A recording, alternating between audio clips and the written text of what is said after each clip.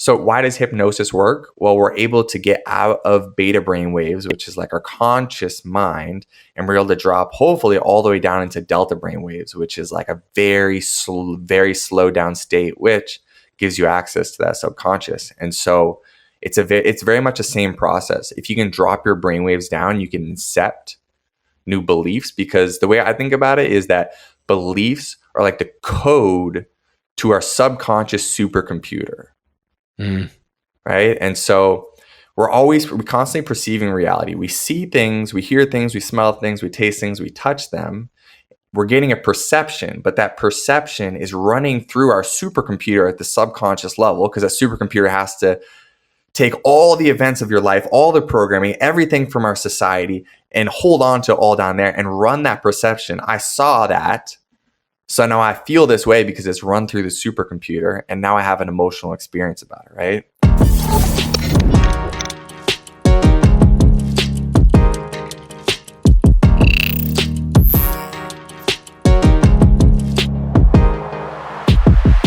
Ladies and gentlemen, welcome back to It's the Bearded Man podcast with your favorite, the world's favorite bearded man, Bobbbaaaay. Each week with our guest episodes, I try to put the spotlight on someone who in my eyes has given themselves permission to live a life authentic to them. Our guest today is from Queens, New York. He was also raised in Eugene, Oregon. He's the co-founder of a YouTube channel called Jump Rope Dudes, where they help people get lean and live more by incorporating jump rope into their fitness routine. Their community has grown to over 1.1 million subscribers with over 122 million views across their channel. He's also a mental fitness trainer that works with heart-centered clients committed to personal excellence. I am extremely excited to have him here today. Today on the podcast, fellow bearded brother, might I add, Brandon Epstein. How we doing, Brandon? Let's go, man. I'm stoked. I'm stoked to be here with you. I know it's going to be juicy, so let's dig right in, man. It is definitely going to be juicy. I want to give a quick shout out to Clark for connecting us.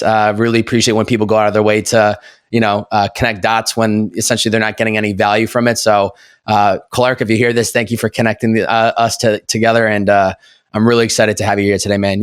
And I wanted to say this when we were just kind of in the pre-pod before we got into it, but I wanted to document it. You give off very Mike Posner vibes, and I love it. I don't know if you've been paying attention to him in the last 2 to 3 years, but he has very much gone into this. It's been incredible to watch his journey over the last 10 years. And I'm not comparing you saying you are Mike or Mike is you, but just I can feel and sense this stillness and solitude and this presence of just a lot of deep work. And it immediately caught my attention before the pre-podcast, and it got me really excited to dive into the combo today, man. I feel like we both have beards and short hair now, and we both have some Jewish ancestors. So great looking too. I mean, come on. He's a rapper. I make guided meditations. Basically the same thing, right? Whenever I do guided meditation, I get panties thrown on me when I'm sitting in my closet making it by myself. You both are using a mic at the end of the day, so there is some common theme there. Same. This, as I told you before we jumped in this podcast, the show at the highest level is about helping people reach their inner potential. I'm obsessed with it. For me, these conversations are an opportunity for me to learn and grow, but also for the community of people that listen to the show. And what I love about you is this real big focus on mental fitness. And from what I've dug up, I really think you getting into this place where that's a huge focus of your life is really the product of kind of your journey. I know you played football through childhood. There was a point in your life where you had started and kind of failed a previous meditation app. You've also had to navigate a successful YouTube channel. And, to me, that's just all those experiences have played a different role in you and having to really grab hold of your mind and learning to, challenge it when you're in the low moments and also in the high moments. But talk to me about how you've had to kind of adapt and learn to prioritize your mind throughout your life over, everything leading up to where you are today. Yeah, man. Well, I guess I'll start where I realized that it was even possible to influence the outcomes of my life using my mind. And that was back when I was halfway into my freshman year of college. I was 18 years old. And so we talked about, hey, this podcast is really good for people starting their journey. And so I was very much in that same space where My freshman year, I went to play college football. I was playing Division III football, so not super exciting in the first place. I didn't get a scholarship, but when I was 18 years old, football is life. One of my best friends and we went down from Eugene, Oregon. We both played football together. Went down to Los Angeles to play at this D3 school. Honestly, that was the most important thing for me at that time. My consciousness level was get as jacked as possible, get as much playing time as possible. In my freshman year, I didn't play at all. And not only that, our team was terrible. We were 1-8. So it was just like sitting in the shit pit where I was like, all right, my team sucks. I'm not even good enough to get on the field. So I feel like I know a decent amount about working out, about nutrition. And so I had a friend in my hometown. I went back for winter break, and he ended up kind of becoming my sensei. I call him Sensei Clay now. And he owned a supplement store at the time. This is one of these Mr. Miyagi characters, that no one knows about, but has profoundly impacted my life and many other people's lives, where I went in and talked about supplements. Oh, what can I do with my nutrition, exercise? And then he kind of picked up on the fact that like I was looking for a little bit more, and he started to just train me. And everyone right now, if you're listening to this podcast or if you're watching, you can even do this. He just told me, hey, why don't you just try looking through the peripheries of your eyes? Instead of looking forward anywhere, why don't you just look through the peripheries? And I just felt this immediate relaxing. My shoulders dropped. And because when you do that, it kind of puts you into the present moment. It's really interesting. And so he kind of captured my attention from there. And then he kind of just started to introduce me to the world of energy training and how I can use energy and how I can shift my brainwaves and be like, look, you're mostly in beta brainwaves. When we walk around every day, we're in this conscious beta brainwave pattern where we're just using our rational conscious mind. And you can actually slow your brainwaves down into alpha, which is what you experience when you're just falling asleep at night or if you're in a deep meditation. And you can even go even deeper into theta, which slows it down even more. And if you want to, you can get into hypnosis, which is delta brainwaves. So he just started to introduce these things to me. And he started to show me how I can shift my brainwaves up and down through these meditation techniques, and then showed me how I can shift my brainwaves and then use breathing techniques to conjure energy. And so he was showing me, he was like, all right, jump up as high as you can. And I jump a certain, height. And then he'd be like, all right, do this energy breathing technique now, similar to Qigong, but he kind of made his own shit up, to be honest, just combining a lot of modalities. I jumped up again and my head hit the roof and I was like, whoa. I was like, this is crazy, man. And so that kind of like opened my mind to just an infinite world of possibilities around, wait a minute, it's not just my effort. It's not just my conscious, rational beta brain mind that creates the reality I live in and the way I can perform. And so he started taking me down the rabbit hole. And, long story short, I went back the next year, had a really great year playing football, had a couple really big games and kind of just scratched that itch. I was playing D3. So I had a great season, but I wanted to go on and actually continue to pursue this path. I ended up doing research in college, showing different athletes actually how to shift their brainwave levels and how to increase strength performance by doing so. And so I decided that was more exciting for me. So I stopped playing football, but it was my first real experience of being able to shift my mind in a way that created a new physical reality for myself. And that was about 13 years ago. And I've been hooked ever since, man. Wow. Were you scared to make that pivot of going from playing football your entire life to then pursuing this like new passion, or did it just feel right and you didn't really look back at it? Man, I was living in a football house, me and 7 other guys who were playing football. All my friends played football. And so I was in that world, but it was just irresistible. It was one of those things where like I didn't have a choice in it. I just was like, this is the most fun thing I could be doing. So I want to go down this path. And actually, it was really cool because the next year, people really embraced me and my abilities. Because it's going to sound weird for people, but some of these energy techniques they can use to be to heal or to destroy. So when I was playing, I would conjure energy through my chakras and meridians, and then I'd like put it through the guy on the other side of the line. So I was a defensive end, offensive tackle was against me, so I would use it to move through them. But that same energy can also be used to heal because, of course, there's duality in everything. And so I started to use those same energy techniques. and to heal my teammates. And so I would just take away people's aches and pains. I would get rid of people's headaches. And by the end of the season, our athletic trainer called me the guru. And it was like, we had everyone coming to me being like, hey, dude, will you help me with this thing? So all these meatheads were starting to believe in this just by osmosis of seeing what I was able to do. So I think that was affirming as well. You know, it kind of got that, I had that social reinforcement of, hey, dude, this is cool. And I was like, this is cool. Yeah, let's keep going with this. Yeah, at first everyone's like questioning, like, what the hell is Brandon doing? And then all of a sudden there's a line out the door to come speak to you about helping. Yeah. I mean, my coach is part of the reason I left too, is because it was a pretty toxic environment. My coach, I remember he'd always say, because I learned, not only did I learn these techniques for myself, but I was studying the peer-reviewed research as well. And I'd see all these studies where literally people were not lifting weights. Like there's this one study on bicep strength training performance, and they would do a bicep curl. Like they have 3 groups doing bicep curls. One would just do it in their mind, visualization. And another group would just do the physical. And the third group would do visualization and physical bicep curls. And these are people who aren't trained much. So, you know, kind of noobs to weightlifting. And what they showed was that people who were just doing it in their mind and the people who are just doing the physical practice had the same results. And then, of course, the people who are doing visualization and the bicep curl physical practice together beat both groups, because you're using both your focus, your mind, and your choices, actually taking the action.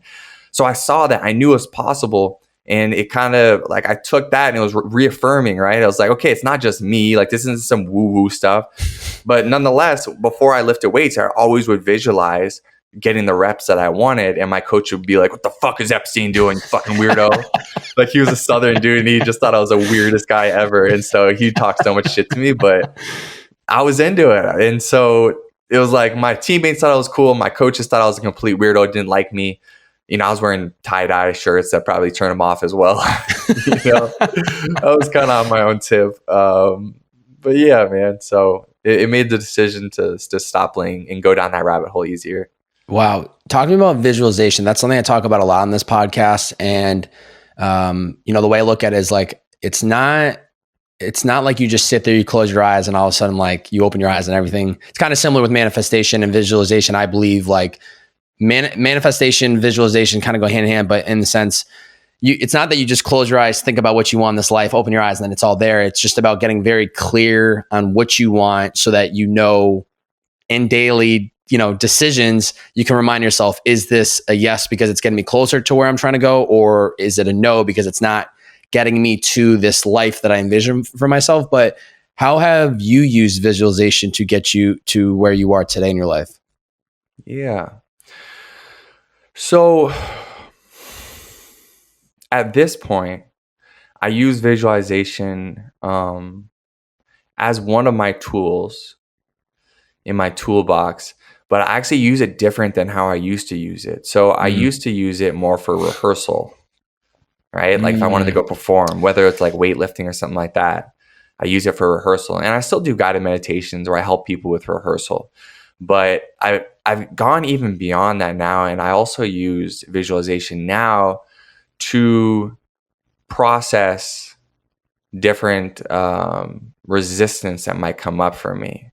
And so being able to like see an event, right? And being able to fully accept it, visualize it, accept it fully, go through it, almost like relive it again, right? If there's like some trauma there, and then be able to use that visualization to almost watch it come out of my front visual like cortex here and see it kind of move into the past and surrender it away through visualization and be like, okay, life is happening now. And I'm going to watch this kind of move over to the side and now I'm going to surrender it away. And of course there's breathing involved with that. And then it's a refocus of, okay, well, now what do I want to replace it with? And visualization can play a role in that as well. So man, there's so many ways you can use visualization as a tool for growth and for healing.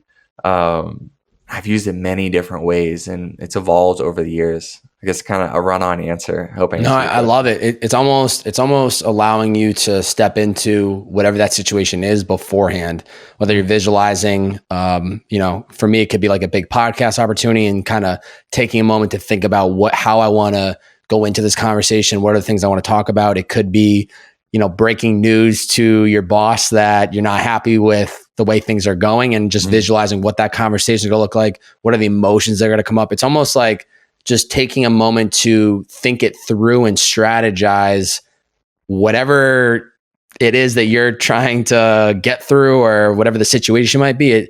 It's kind of giving you this moment to kind of imagine what is going to come up emotionally, feelings, thoughts, and how are you going to react to it if these things do come up before you actually get to the moment to face it. Yeah, and I'll say for me, when I go through those mental rehearsals, I guess I'm thinking back now, like the last time I used it, and I felt like it was super powerful. Not the last time I used it, but this just came into my mind. A couple of years ago, I did a little smoker, like amateur boxing match over in Santa Monica, not too far from you. And I would visualize myself just KOing this dude. Like I just visualize it. I'd be like, just my power is too much. I'd overwhelm him, and I'd see it over and over again. And I'd also visualize what would happen if like something went wrong and I was stunned and like I had to come back, right? So like I kind of visualize what I want with repetition. And then I would also go through that whole ego death of like, and what happens if the worst case scenario comes here? Because then if it did happen, which it did in the fight, but if it did happen, then I've been there before and it wasn't like I was surprised. And I feel like sometimes, I'm a big fan of boxing. I work with boxers doing the one-on-one training I do. And a lot of times like their belief is so strong in their ability that they can't even fathom the fact that they could lose. And so if they're in a situation where they get stunned, some of them don't bounce back from that because they've never gone there before to be like, oh, what happens if I'm in that situation? And how do I transcend that? So I like to go through that ego death experience of worst case scenario and watch it mostly play out exactly as I want. So like the ego death experience of not what I want, I'll probably play that and really process it maybe once or twice. And then the repetition where I'm getting tons of reps is what I do want. Wow, that's really important. I think just taking that moment to be real with yourself that there is a chance that this couldn't go the way that I hope it goes. So how would that play out if it does not go the way that I want? And I can see people being resistant to wanting to even have that conversation because they're like, we're doing it. It's going to happen. I'm a big fan of that. You got to be your biggest hype man, your biggest hype woman, but I'm also realistic about there are hurdles that come along the way. There are speed bumps that I didn't see coming. And so I need to be prepared if it does come. Yeah. And at the energetic level, you just make the energy benign. You take the sting out of it. If you've been there, if you go through, if you process it, like that's the biggest thing for me personally is like, what is the worst case scenario? I mean, I do this all the time. All right, there's a resistance I feel inside of me. Well, what's the worst case scenario? Let's go all the way there. Let's just go through it. Okay, let's sit through that. Let's sit in it. Let's surrender it. And then on the other side, it's like, oh, it doesn't matter anymore. Yeah. It's that suppression that creates the stored energy that can't be released. Yeah. What other daily habits are crucial for your mental fitness? I would say my whole life is meditation at this point. So I don't have a meditation practice that I do every day.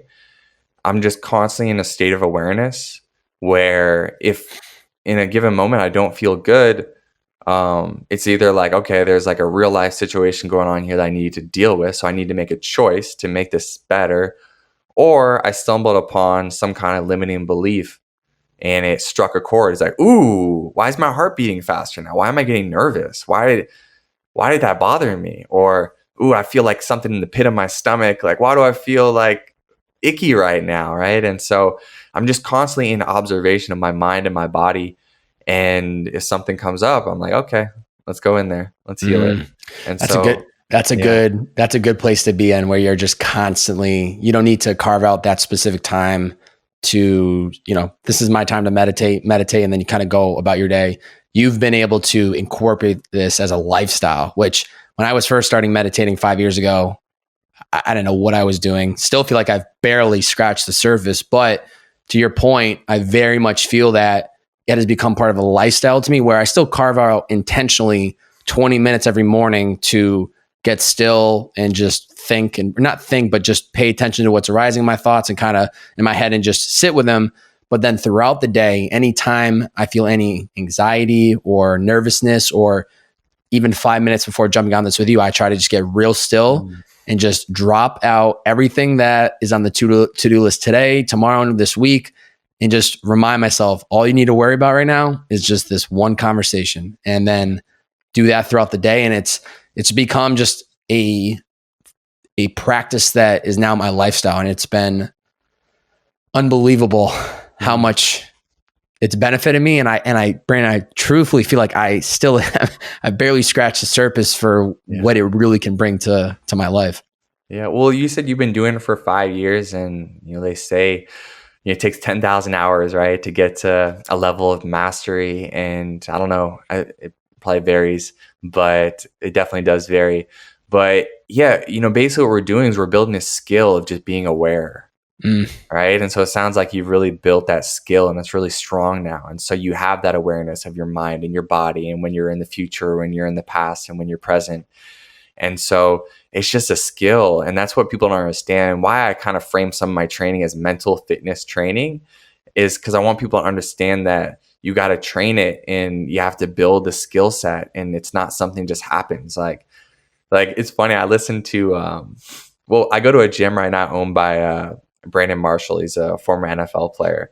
And so he's got a podcast where I think they're like repositioning who's on the podcast, but Chad Ochocinco is on there. And he's a dude, he's like, he kind of makes fun of Brandon Marshall because he's a big fan of mental fitness. And he talks about, he even has mental fitness classes at the gym, which I'm in talks with him about helping him make those a little more substantial. Because right now it's kind of just like chilling, talk therapy. But that's a work in progress. But it's funny because like there's dudes like at Chad Ochocinco who's like, man, Brandon, I wish I had problems like you, so I had something to talk about. He's like, I'm just happy every day. and I think that all comes down to like, how many people lived before us? How many people had to go through trauma in our DNA? Like we're living with that same DNA of our ancestors, our fathers, our grandfathers, our great-grandfathers. How many generations does it go back? And so maybe some people in this life, whatever your belief system is, it's just natural. It's just easy. And there's some of us, like myself for sure, I really had to work to build the skill set so I could have that peace of mind. And it's turned out to be a blessing where now my life is generally very peaceful, and I love teaching this stuff. But it didn't start that way. Like I used to have the ultimate beehive mind where like thought comes in, thought goes out, another one goes in, that one goes out. You're trying to go to sleep at night and you're worrying about everything on the face of the planet that will never come true, but you think it might come true. So I've been on that journey, and we just have to have, compassion for ourselves and other people, because everyone is kind of entering into this life, I think, at a different place. Yeah. And although I hope Ochocinco is truthful when he says that, I really do believe that we all go through something, whether maybe he's not even aware to it. I hope he really feels like that every single day. It might be a lack of awareness. I don't know him personally. So totally. It's interesting to hear that perspective. And also it's a reminder that, it's regardless of, I think it's very easy for people to, especially with social media, right? You scroll a couple of times on your Instagram, you see everyone smiling, and you're like not in a good mental space. So you're start comparing yourself, and you're like, how am I ever going to be as happy as them? Right. And I think it's a reminder too of like, you can't judge a book by its cover. You can't judge people by what they're posting to the world, because these are just moments in times. You don't really know what's going on in their mind behind the scenes. And we're getting into a world now where it is much more common that people are being authentic. They're being vulnerable. They're sharing what they have to say. It's almost like the content that people want to see versus a couple of years ago it was just smiles and Lambos and houses and private jets. But it's it really is something where I hope people recognize, like, there are people going through something, and it's all relative to the lifestyle, to where you live, and you're human. You're supposed to have these emotions. You're supposed to not feel great every single day. Hopefully you feel better than not on most given days, but on those days that you don't feel great, like, accept it, be okay with it, and don't beat yourself up for not feeling 100% just because you're not supposed to feel like that every single day. 200%. I think so many issues arise from people as well, like that snowball from that suppression of what doesn't feel good. It's like, if you feel like shit, you feel like shit. Like, accept it. Let it all the way in. Yes. Let it all the way in. Yeah. And And go ahead. Two words that were the big words that I was going to live by for 2022. And I've already been faced with multiple moments in just 18 days of like having to remind myself this is letting go and letting go of narratives, letting go of expectations, letting go of thoughts, unwanted thoughts that arise in my mind. And that has made all the difference in why am I allowing a decision or a situation that is completely outside of my control get to my mind, make me feel bad, make me feel like things aren't going the way I'd hope they would go, when all I need to focus on is what am I controlling? What decisions am I make on a daily basis? As long as I'm happy with those internal decisions, the only things I truly can control, I need to train myself to be at peace with everything that is outside of my control. And just that alone has been quite a shift in my mood, my feelings, and just the way I see myself and the way I view my day in front of me. And if you don't mind me kind of digging in there a little bit, I would even insert, if you'd like, please, the question of when something comes up that creates resistance, something limited that you feel like you need to let go of, even before you hop to letting go of, asking yourself, well, what am I believing to be true in this moment that would make me feel bad? What am I believing to be true in this moment that would make me feel bad? That for me has been a life-changing question to ask, to be able to, whatever it is, whatever comes up, whatever it's someone talking some shit to you, or, or a business outcome not coming, playing out the way you want it to. And then you feel that, and you feel that pain. And you're like, no, just let it go. It's like, wait a minute, before I let it go, maybe I can uncover this so I don't have to feel that, pain again. Maybe I can just ask myself, what am I believing to be true in this moment? And sometimes it's, well, I believe I should have already been successful. I've done more than enough work. What the fuck? Why isn't it working yet? Right?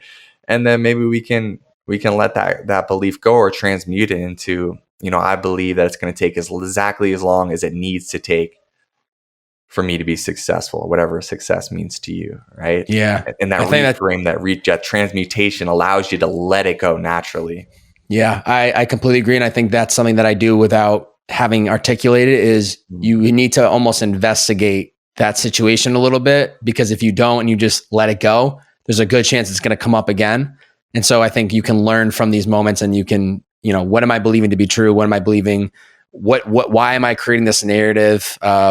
Just trying to really understand the situation so that when it does revisit, you go, oh yeah, I've been here before. I remember this is why I thought these ways. And then I think at some point it doesn't really, so you start to build almost like a shield to certain thoughts and emotions, because it's like repetition. The more you do it, the more times you've trained your mind to think and see a certain way, then it gets a little bit easier with time, with having to deflect and to let these things go, versus when you're holding tight to them and you don't know where to, put that energy.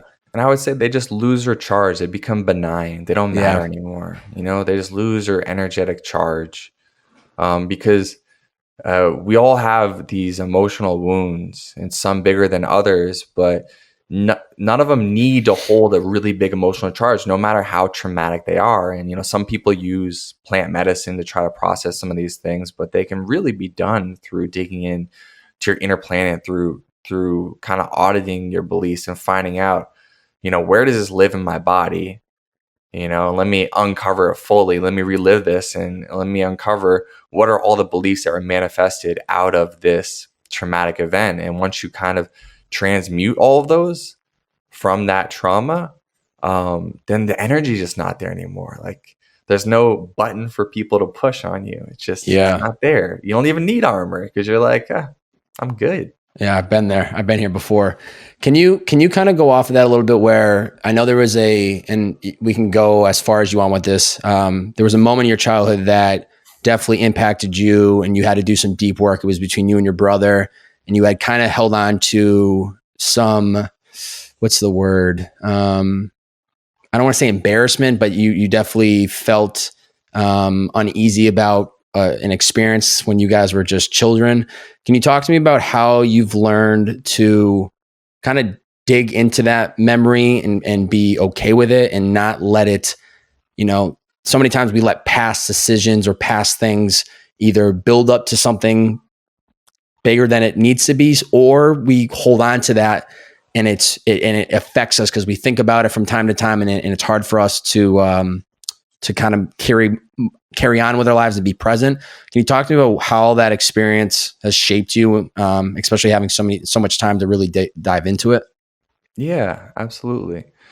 Yeah, so the event you're talking about is, I think, like a handful of times when I was around maybe 6, 7, maybe 8 years old, and my brother, who's 5 years older than me, who also had Down syndrome, we would just get naked, rub up against each other, and um, that was basically it. And then over time, it was funny. Like, I would have girls over to my house when I was like in high school, because like I remember when I was maybe like 8 years old or something, I told my mom, I was like, this thing happened. And I felt a lot of shame around it back then because my brother has Down syndrome, and although I was like a really young child, like I still always felt like I was a big brother, even though he was 5 years older than me. And it kind of made sense that he wanted to do that behavior because he was kind of starting to go through puberty.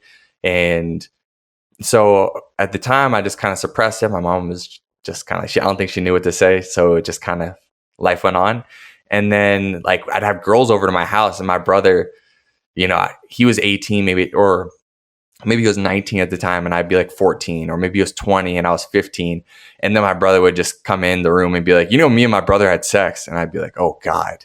He'd be like, get ego death in real time, imagine being that age. And so I think like I just suppressed all that so much. I was just like terrified of the judgment, I think, from myself or from other people. I mean, it all starts from myself. And so, yeah, like at this point in time, it really holds very little energy over me. But for years and years, like it was like a really big thing. Like it had such a big charge for me. And, I went through a pretty big awakening a few years ago, and I really audited all my beliefs and found out like I believed some terrible things. Like after meditating and doing all this work for 10 plus years, I realized like I still believed I was worthless.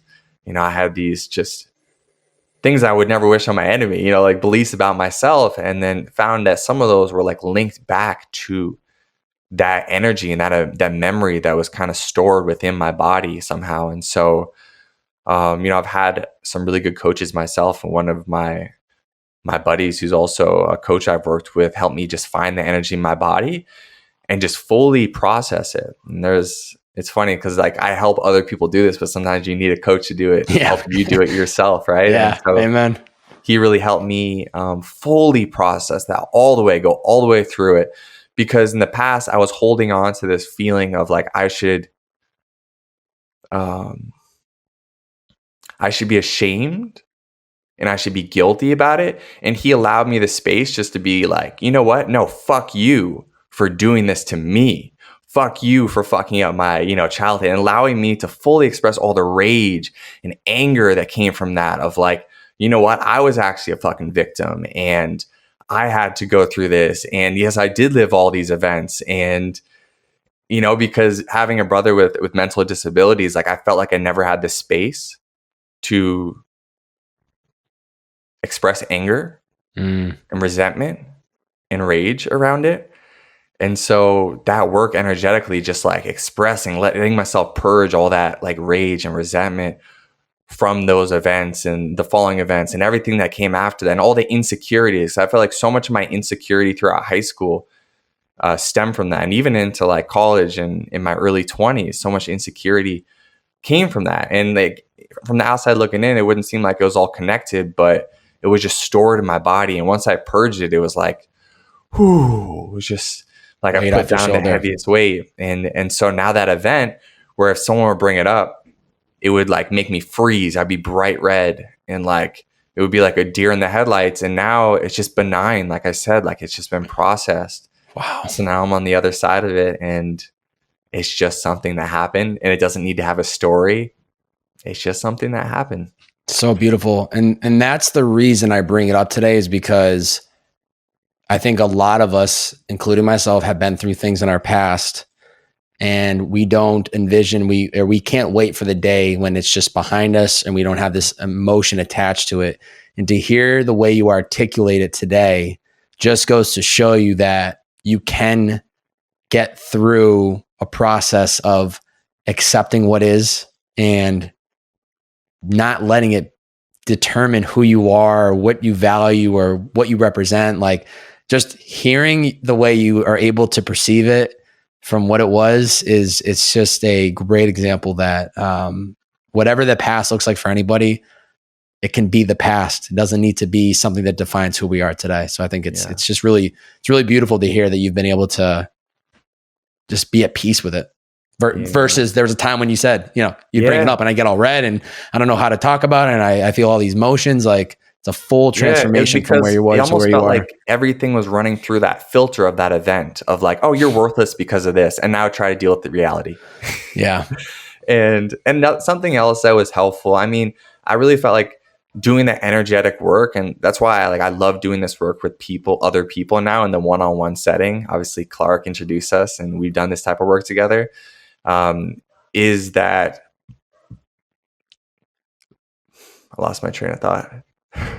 Doing this work. So when you have these moments to go one-on-one with somebody, digging into the past, letting go of situations that are from the past that hold on to us to where we are today. Yeah. I was going to hop to something else from that, but yeah, I really enjoy doing that work with people now because I know it is a process and it is possible for everyone. Oh, here we go. And yes, here it comes. There we go. It was just floating by. And something that I guess this is all spiritual work, right? Like, so we talk about the conscious and subconscious mind. The conscious mind processes around 6 to 40 bits of information per second right? The subconscious, over 40 million bits of information per second. So everything is beneath the surface, really. Like, I don't solve problems with my conscious mind. So this event, it lived in my subconscious, 40 million bits per second processing power. It's everything. It's everything. It's everything. And so you have to go through that energetic spiritual healing. And then there's things that just make the conscious mind, which I feel like that's where most people operate. But for me, it's kind of like, it's like a puppy dog or like a small child. And there's like little things you can do for the conscious mind that like, oh, okay, that affirms something. I like it. And one of those things was I went to a men's event at this one point, and they're just asking questions like, who's ever had some kind of sexual abuse or something like that in their life? Or maybe it was like with a family member. And it was pretty much everyone there. Like, there was like 80% of people. And I think there's some like crazy stats around like most people, really the truth is most people go through things like that. And so I think hearing that as well, like my conscious mind was like, yeah, that's right. It's like, it's not such a big deal. Like, it is until you process it, because your subconscious doesn't care about the rational side of like, hey, dude, this happens to like everyone, but it is still good to know. So if someone's listening to this podcast and they've been through experience like this, just know you're not alone, whether it's like your uncle or like a sibling. And a lot of times it is like not a big deal. It's like young kids just trying to, I did it with my cousin. We just like fooled around. He showed me his dick, like whatever it was. Yeah. But we suppress all of that because we feel like there's so much shame and guilt in society that's baked into us, where really it's not a fucking big deal, but we make it a bigger deal. We give it power. We give it energy so that it's like, it's this little fire that's going on, but yet we keep fueling it with logs and gasoline so then it erupts and becomes something that is so much bigger than it actually needs to be. 100%. Quick break from today's episode, and then we'll get right back to it. Today's episode is brought to you by no other than the greatest hydration brand in the world, Liquid I.V. Ladies and gentlemen, I use Liquid I.V. on a daily basis to help me feel my best self. I want to fuel myself, feel my best self, because by doing so, I can then operate long hours of the day, moving and grooving, clear mind in all different ways. So I use Liquid I.V. If you're watching the video, I have two of my favorite flavors, watermelon and the immune support, which is in tangerine. I use this product every single day. It helps me, be fueled up for my runs, helps me keep a clear mind when I'm writing scripts for these podcasts, and it helps me just keep moving throughout the day. This stuff is a game changer. honestly, if I go out and I have a couple extra adult beverages the next day, this is going to help me, kick the hangover. You can use Liquid IV in a magnitude of different ways, and I am a huge fan of it. There are so much good things that come from us being hydrated, and Liquid IV helps us do that. Especially with the new year, I'm sure many of you have a lot of goals and ideas that you want to accomplish this year. Fuel your best self so that you can do that today. Liquid IV contains 5 essential vitamins: B3, B5, B6, B12, and vitamin C. It's made with 3 times the electrolytes of traditional sports drinks, made with premium ingredients, non-GMO, free of gluten, dairy, and soy. I mean, literally, you can't beat it. What I love about Liquid IV the most is that it's on a mission to change the world. As of right now, the company has donated over 19 million servings across the globe. If you want to get some Liquid IV, head over to liquid-iv.com today. Add any product that you want into your cart and use my promo code TheBeardedMan, all one word, for 25% off every single order. Once again, that's liquid-iv.com. Anything you want, 25% off the entire order. I really recommend tangerine and watermelon.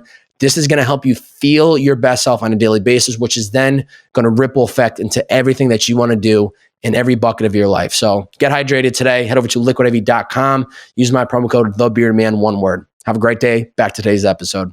Talk to me about the conscious mind and the unconscious mind. That is unbelievable to hear how much more powerful the unconscious mind is. Are there things that we can do to plant into the unconscious mind, which then has a ripple effect to our conscious mind? Like, that's big time. Yeah. Talk to me about that. Yeah, man. So this is the juicy stuff, and something that actually a process that I partially learned from my sensei, where he kind of taught me how you can. So why does hypnosis work? Well, we're able to get out of beta brain waves, which is like our conscious mind, and we're able to drop hopefully all the way down into delta brain waves, which is like a very slow down state, which gives you access to that subconscious. And so it's very much the same process. If you can drop your brain waves down, you can incept new beliefs, because the way I think about it is that beliefs are like the code to our subconscious supercomputer. Right? And so we're constantly perceiving reality. We see things, we hear things, we smell things, we taste things, we touch them. We're getting a perception, but that perception is running through our supercomputer at the subconscious level, because that supercomputer has to take all the events of your life, all the programming, everything from our society, and hold on to all down there and run that perception. I saw that, so now I feel this way because it's run through the supercomputer, and now I have an emotional experience about it, right? And a lot of it is based off of just experiences in our life, right? If I smell pizza, I make an internal representation through my perception that's running through my subconscious supercomputer that goes, we've eaten pizza, we love that, and now I feel good. I'm pumped.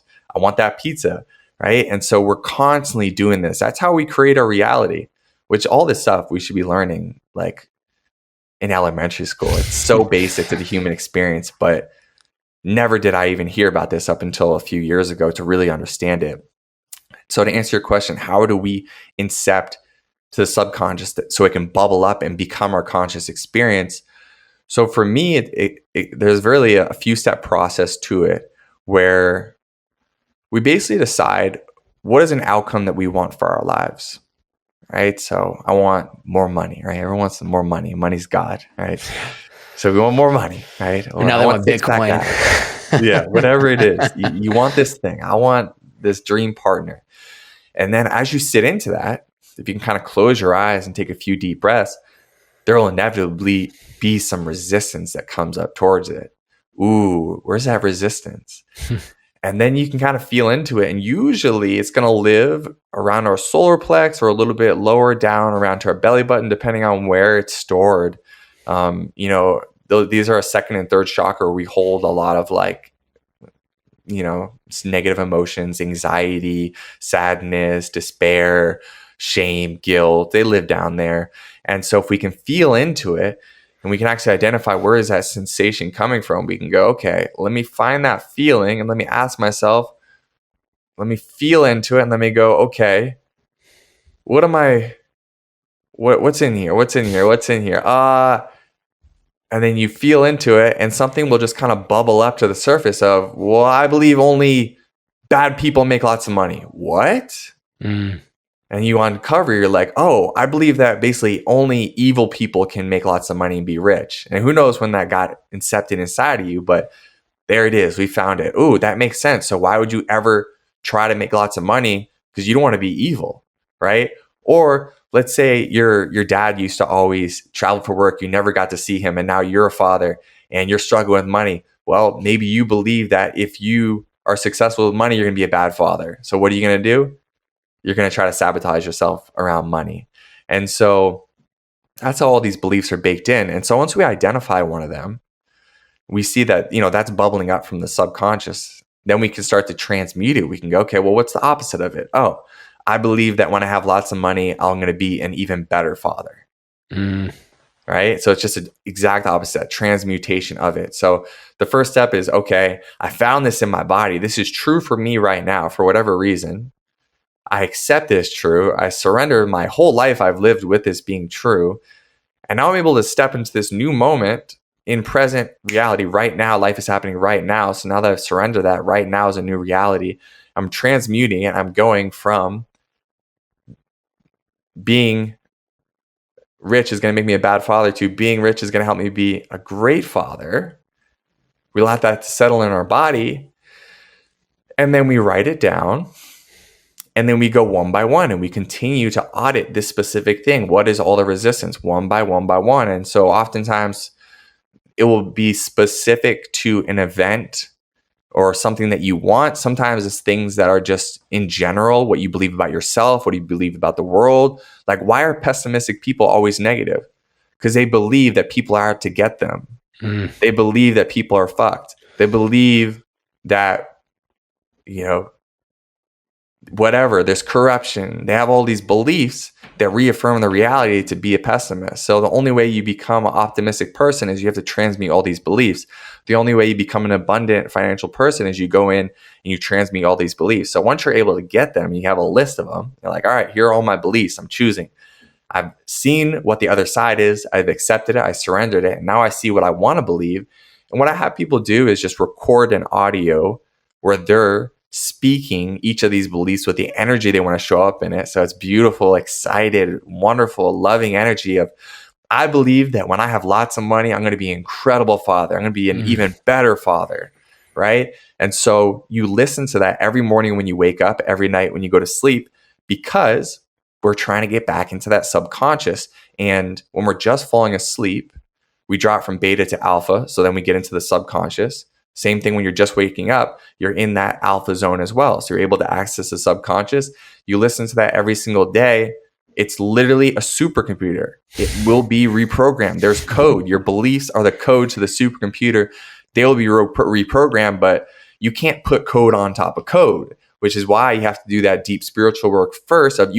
That's why affirmations, I don't want to say they don't work, but affirmations aren't as effective as they could be when someone just goes, I am this, I am this, I am this, I am this. Well, you didn't go to the subconscious level, the 40 million bits per second information processing power, and you didn't find actually what exists. You didn't uncover it, unearth it, because you need to transmute it. The only way you can transmute it if you know what it is. So you have to unearth it, you have to accept it, you have to surrender it away, and then you have to transmute it into the opposite, and then we can accept it. Then you can say it all the time, you can affirm it, you can listen to it. And the reason why you use your own voice, and my sensei taught me this, is because who's in your head? Not anyone else, it's you. It's your voice in your head all the time. It's your self-talk. So when you hear your own voice over and over and over again, the belief forms, it hardens, it becomes true, and you make it through the 4 stages of learning of, you started in a place of unconscious incompetence. You didn't even know why you had so many issues with money. Then you move to a state of conscious incompetence where, okay, you knew you had issues with money, but you didn't really know how. You didn't know exactly what was messing you up. Then you went to conscious competence. Oh, okay, I need to believe this. I know this now. These are the beliefs I need to have. You listen to those belief audios enough, you move to the 4th stage of learning, unconscious competence, where now you don't have to affirm anything. It's just in your supercomputer, and it's just normal. It's just default. That is your new programming, and you live your life, and you don't have to check on it. You don't have to be like, do I still believe this? No, it's in there until either you change it or there's a lot of repeated traumatic events that would change it. And sometimes you have to go back in there and audit it and be like, did that fuck this up at all? Do we got to rewrite this for this software a little bit? Yeah, man. I know I just went off there for a second. So beautiful. But that's the whole process, man. That's how you can incept. As somebody who's clearly not only worked with a lot of clients to walk them through this process, also yourself, you've definitely have done this for yourself. What are some of those beliefs that you have for yourself today? Ooh, so many good ones, man. I mean, one that comes up is because I don't want to share this, honestly, because like my parents will probably listen to this podcast at some point, just because my dad's a super fan of mine. I love that. He's the best. The rants always want to see the kids succeed. Yeah, but dude, I've done some magical things, man, just around more surface level stuff around just like having limiting beliefs around money, and then being able to create an abundance of money and creating my house and my dream car and all those kind of like those things like that. And then because I really have gotten down like the physical and mental, spiritual, that stuff. I don't know, that's more my foundation. Like, yeah, you know, that's my sweet spot. And it was more like those other things that I was struggling with more. Like my first 5 years of entrepreneurship like did not go very well at all. You know, that's a crazy story in of itself, moving to Colombia. Yeah. I could not bring up jump rope dudes in this conversation. Like there's no way I can't, but I think it's there's so many layers that we could go down within that conversation. But I think just the one thing I'm curious to hear from you is, you know, that's clearly been a very important piece in your career to where you are today. And I can kind of, and maybe I'm wrong, but I can get a sense of like, that is still always going to be a pride and joy of yours. But I can feel that you are putting your time and attention into something else, this mental fitness journey, which I think is really important. So how have you kind of processed like maybe getting to a point with the channel and the content where you're like, I love this, and I've done this for a long time, you know, at this point, I think you guys started in 2015. So you're 7+ years in, but like anything in life, right? You do it for so long, you're kind of either going to get burnt out or you're going to start having interest to go into other things. It's, you know, coincidental enough that before the channel, you were already working on meditation. So it's like you full circled back to it. So talk to me about what that process was like internally for you to go, I love this channel still. We're impacting people's lives. It's physically helping people. It's definitely mentally helping people feel their best selves. But how did you give yourself permission to say, I'm going to kind of keep pursuing some of these other interests that I originally had from the beginning? Yeah. Well, Bobby, thank you so much for digging into my story, man, and being able to bring that context in here to understand like it really has been full circle for me. So yeah, that doesn't go unnoticed, and I really appreciate that. Yeah, dude, I'll be honest. It's not completely settled within me, even right now. I still oftentimes feel like my energy could be diverted by trying to pursue two things at once. You know, sometimes it can be, and some of this might be self-limiting. I'm sure it is all self-limiting. That's the truth of the matter. And I haven't fully transcended that. But yeah, there are situations where, you know, like I'm talking to Brandon Marshall of, you know, and he's building out all these gyms throughout the US, and he wants to have a mental fitness program. But he also knows that I have this big jump rope channel. And I've had clients I've worked with before who, you know, some athletes I've worked with who've literally not wanted to work with me because I do that, and they didn't believe I could go full on with both. And so there is some friction even there to this day around being able to pursue both paths and finding a sweet spot there. And I think slowly I'm getting there. I think ultimately I would like to put myself more in a position of just pure content creator for jump rope dudes, where I'm just like the guy, the brand, and I'm teaching, but I'm not doing as much of like the heavy lifting for like building of the company. Cause we're almost 7 years into the business, but we still have a long way to go to really be a full, healthy, long-term functioning company that I'm not going to have need to have my finger on all the time. And so, yeah, that process for me, I mean, basically I started Jump Rope Dudes because I was coaching my co-founder when I was doing this meditation stuff. And then we were like, okay, he was really into jump rope. He went through a big weight loss transformation, and I was really into meditation. So we were trying to converge the two brands. It was called Zen Dude Fitness at first. Mm-hmm. And over time, people just really wanted the jump rope fitness content, and no one else had been there. And, you know, being a savvy Jew that I am, I saw like, all right, man, well, jump rope is the thing. So let's just do it. Let's go all in and let's own this space. And that's what we've done kind of on the internet. We are the brand of jump rope fitness. And especially since the pandemic, a lot more people have gotten started doing this stuff as well. And so I kind of haphazardly ended up just running a jump rope fitness company because that's what the market wanted. And so now I kind of have this double life I'm living where, yes, I am a co-founder of this company and I'm growing it, teaching people jump rope fitness. And that's very gratifying to me because I think it's important to help empower people with their physical health and fitness. And at the same time, I am also trying to build this personal brand around being a guide and being a meditation teacher. And so I'll be honest, fully vulnerably here, like I haven't found that perfect balance of being like, oh, and now everything just fits so nicely here. And I just do this over here and this over here. No, it still doesn't fully feel, I don't know the word I'm looking for, but it doesn't feel complete. It doesn't feel, and maybe it never will, but I'm navigating that right now, Bobby. I'm navigating it. And I'm going deeper on both paths. And so we'll see where it goes. Yeah.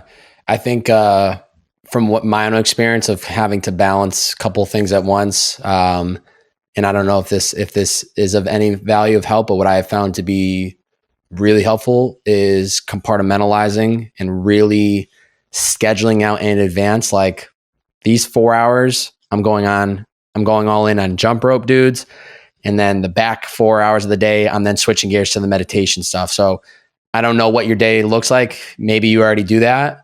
Maybe you kind of shift gears throughout the day depending on what emails come in and what's hot or what you're in the mood for. But as you navigate it, I think one thing that's been really helpful for me on balancing multiple things at once is really trying to go light switch, boom, we're working on this for the next 3 hours, turn it off, go on to the next. And then there's not this game of like creative, but then drop it into meditation and then back to creative and then now business. And I can imagine it's probably, like you said, it's not easy to navigate. And with time, I'm sure if I was a betting man, you'll find that perfect sweet spot. But that would be my only advice that hopefully might be of helpful. And I'm sure you've already probably tried at this point in time.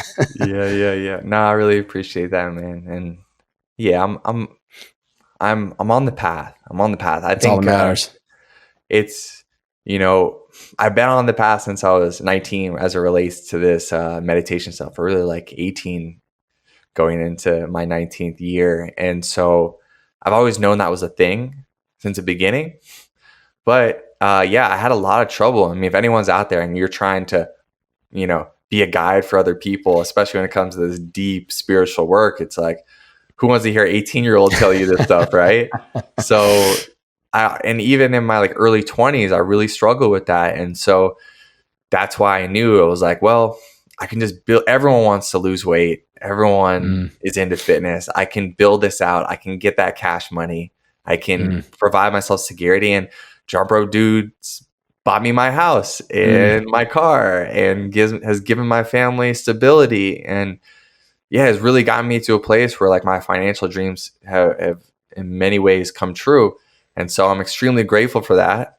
And at the same time, I hold that it's not going to be most likely something that I'm going to do forever. But I do know that like the forever game is definitely the mental training. And so I know that at the right time, I'll probably start to find where like those paths start to converge. And I go, okay, this is going to kind of trail off and I'm really going to take off in the other one.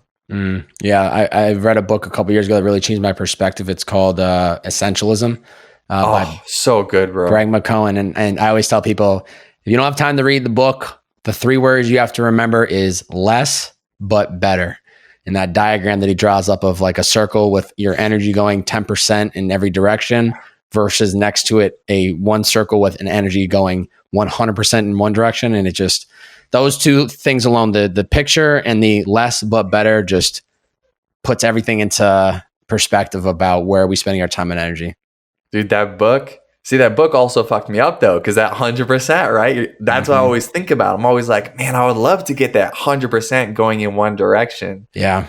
And at the same time, it really helped me compartmentalize, because I was reading that book while we were putting on a jump rope competition in Africa a couple of years ago. It was a pretty wild experience. Wow. And we were driving around the country of Malawi, which is, I think, the 4th poorest country in the world. It was a pretty wild experience. But I was reading Essentialism, in the trunk of this, while I'm like chilling in this like SUV as we're driving around this country.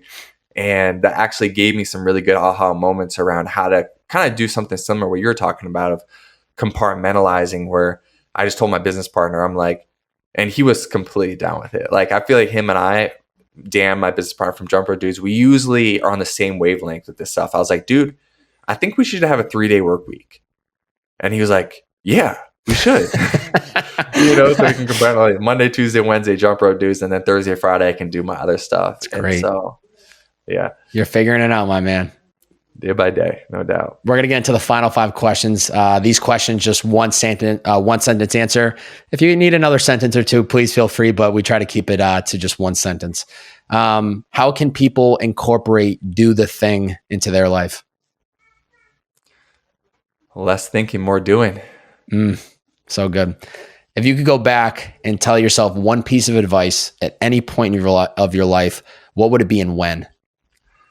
Your beliefs create your reality.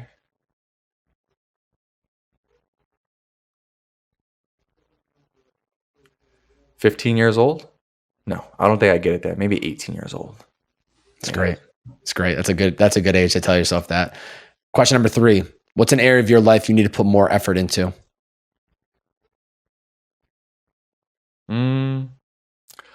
What comes up authentically, actually, as I'm listening to my daughter kind of make noises in the next room over, is being a father, which I don't have much to reverse engineer from that, but I guess it's something to dig into. It's great. It's beautiful. Just acknowledging it is a massive step.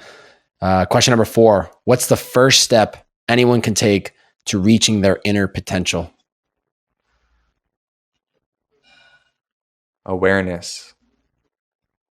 Just awareness. Set an alarm that goes off every 3 hours that just asks you, how are you feeling?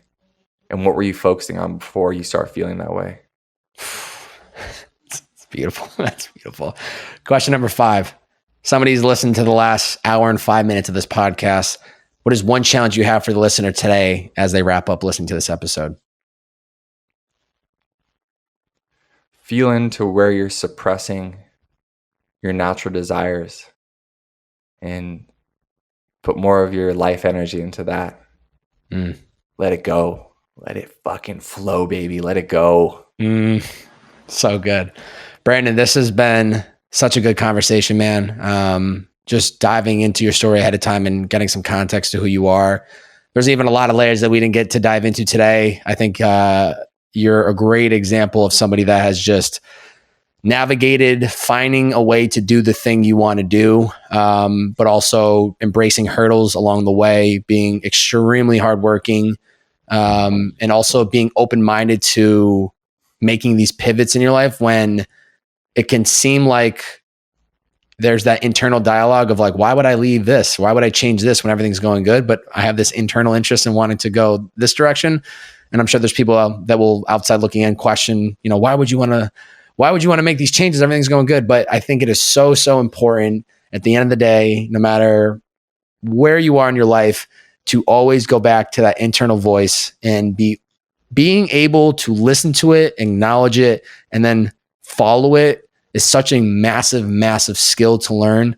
And so I think you're a great example of somebody that's done that. I think there's a lot of great energy you're putting out within the meditation space and mindset. And just, you're so aware of like who you are, and your energy that you're giving to the world, even just through, I think, this episode, people will hear it and they'll feel it. Even if they're not watching video, if they're hearing this on the audio only portion, I think they're going to really, really feel a lot of what we talked about today. And lastly, I'd like to say is thank you again for opening up on something that you've never shared before on a podcast. That to me is one of the greatest honors I can have as a podcaster. So know that I don't take it lightly. And I'm a big fan of you, man. And I'm excited to watch from afar everything that you continue to manifest into your life in the coming months and the coming years. Thank you, bro. And thank you so much for creating a beautiful container for us to have this conversation. It was effortless. And I appreciate all the challenging questions that made me go into that vulnerable place. So I got as much out of it as you did, for sure. That's what it's all about, my man. Ladies and gentlemen, if you enjoyed today's episode, please screenshot this episode on whatever platform you're listening in on, whether it's iTunes, Spotify, YouTube, whatever platform it is. Screenshot this episode, post it to your IG story, tag Brandon. He's at Brandon Epstein _. That's BRANDON EPSTEIN _. I'll have that linked up in the description below. And also tag me at Bobbbaaaay. That's BO, 3 B's, 4 A's and a Y. Share out the podcast in your IG story. Let us know, what was the biggest takeaway? What was the perspective change? How did this specific episode change your mind, or what did you learn from it? We dove into a lot of different topics, and we haven't spent a lot of time diving into the mental fitness space, I would say, at this depth as we did today on any other episode. So please let me know what you guys and gals enjoyed about this episode. Also linked up below, I will have Brandon's website where you can sign up and check out some of his training, which is just mentalfitnesstraining.co. Also below, if you are into newsletters, he has one himself. Own Your Focus, Own Your Choices, Own Your Life. Get the Owned weekly newsletter, which is theowned.industries. That'll be linked up below. And then lastly, of course, please check out the official Jump Rope Dudes Instagram, which is at official Jump Rope Dudes, or you can go on YouTube and type in Jump Rope Dudes. You're going to see their content. It's phenomenal. Honestly, I'm thinking about buying a jump rope, and I have not needed one in years. So just watch a couple of videos and you might enjoy it. Brandon, is there anywhere else I should be sending the listener after listening to this episode? That's good, man. Oh, they can go to my YouTube channel where I have all my... Oh my God, I'm so sorry. Yes. Oh my God. I got my full library of guided meditations there. So they can just search my name, Brandon Epstein. And if they like the sample of the meditation, I mean, they're full length. I don't put ads on them or anything. But if you want to get a more convenient way to listen to them, I have a meditation app, and that's linked up on the YouTube videos. Great. I will have also in the description below, ladies and gentlemen, his personal YouTube and the direct link for the app. Oversight by me. Greatly appreciate it. Apologize on that, Brandon. Brandon, thank you for being on the podcast. You have a great beard, and it worked just so well for the branding of this episode. Hell yeah. Let's go. Ladies and gentlemen, it's the Bearded Man Podcast. See ya.